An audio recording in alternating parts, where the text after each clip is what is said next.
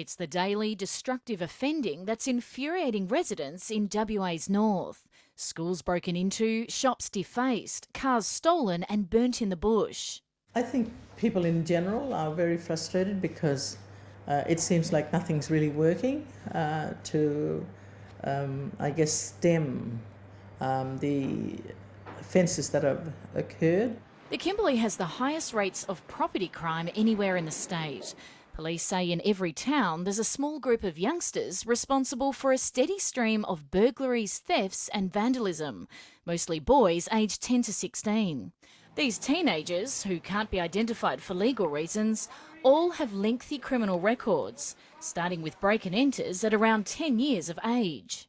Well, stealing, like just probably like petty theft, just searching for money to buy some feed, like put some clothing on our back, like put some thongs on our shoes.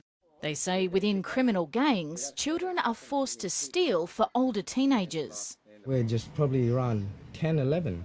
And we're doing petty crimes, stealing from shops and doing burgs because the bigger, homies saying that, we do it, if not we get bashed. Each year the government spends more than $500,000 flying young offenders to detention in Perth. But police say the youngsters return behaving worse than when they left.